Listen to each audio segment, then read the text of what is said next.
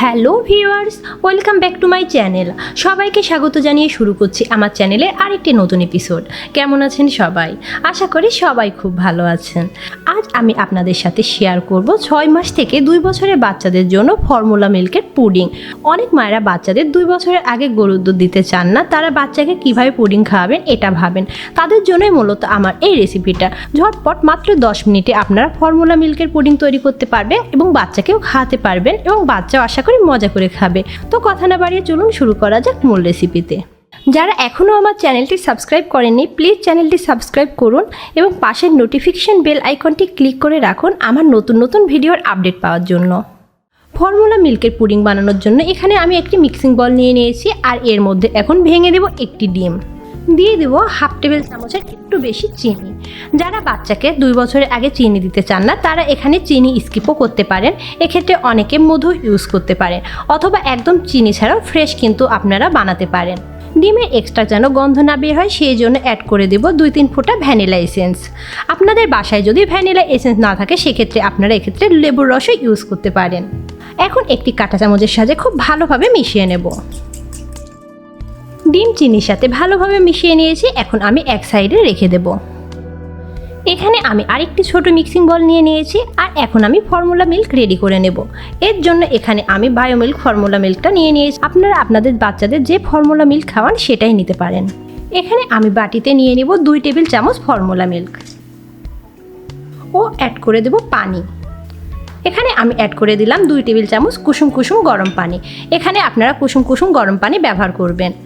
এখন দুধের সাথে পানি খুব ভালোভাবে মিশিয়ে নেব যেন কোনো আস্ত ভাব না থাকে। আমি দুধের সাথে পানি খুব ভালোভাবে মিশিয়ে নিয়েছি, এখন এক সাইডে রেখে দেব। এখন আগে থেকে ফেটিয়ে রাখা ডিম ও চিনির মিশ্রণের মধ্যে ফর্মুলা মিল্কের মিশ্রণটা আমি ঢেলে দেব।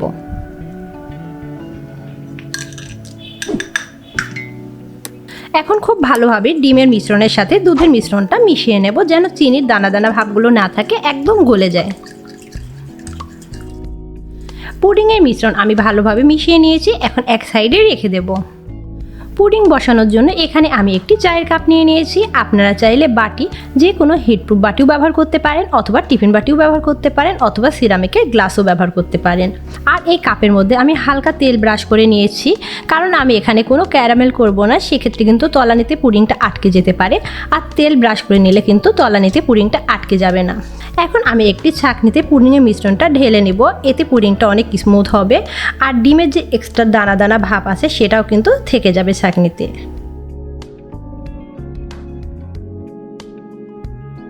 সমস্ত মিশ্রণ আমি ঢেলে নিয়েছি, দেখতেই পাচ্ছেন ডিমের এক্সট্রা যে দানা ভাবগুলো ছিল সেটা ছাঁকনির মধ্যে থেকে গিয়েছে। এখন আমি একটি এরকম অ্যালুমিনিয়াম ফয়েলের দ্বারা কাপের মুখটা খুব ভালোভাবে সিল করে দেব। টিফিন বাটির ক্ষেত্রে কিন্তু আপনারা টিফিন বাটির ঢাকনাই ব্যবহার করতে পারেন। কাপের মুখ ভালোভাবে সিল করে দিয়েছি, এখন আমি এক সাইডে রেখে দেব। এখন পুডিং ভাপে দেওয়ার পালা। আজকে আমি পুডিংটা একটি প্রেসার কুকারে ভাপে বসাবো।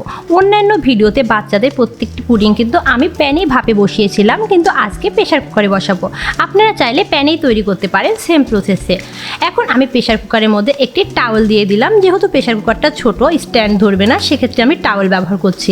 আপনারা চাইলে নিচে টাওয়েল অথবা স্ট্যান্ড ব্যবহার করতে পারেন।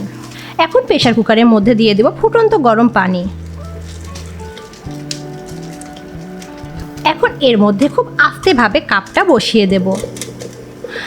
আমি ফুটন্ত গরম পানি এমনভাবে দিলাম যেন টাওয়েলটা ডুবে থাকলো আর যে কাপটা বসালাম সেই কাপের 5 ভাগের 1 ভাগ ডুবে থাকলো। এখন আমি প্রেসার কুকারের ঢাকনাটা দিয়ে দেব। আমি ঢাকনাটা একদম আটকিয়ে দেব না, জাস্ট উপরে দিয়ে রাখলাম। আর এইভাবে চুলার হিটটা মিডিয়ামের চাইতে একটু কম করে আমি 10 মিনিট পুডিংটা রান্না করে নেব।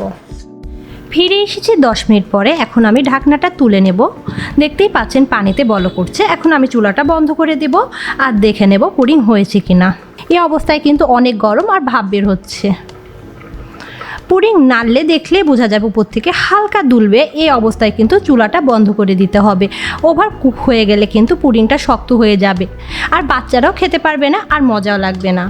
এখন আমি পুনরায় ঢাকনাটা দিয়ে দিলাম আর এই বন্ধ চুলাতে পুডিংয়ের পাত্রর মধ্যে আমি রেখে দেব 5 মিনিট।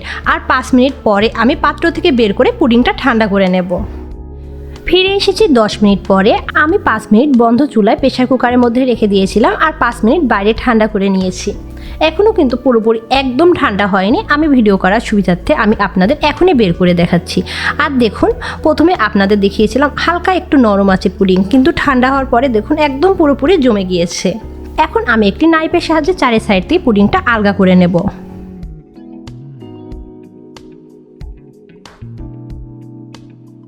আমি নাইফের সাহায্যে পুডিংটা আলগা করে নিয়েছি। এখন একটি বাটিতে ঢেলে নেব।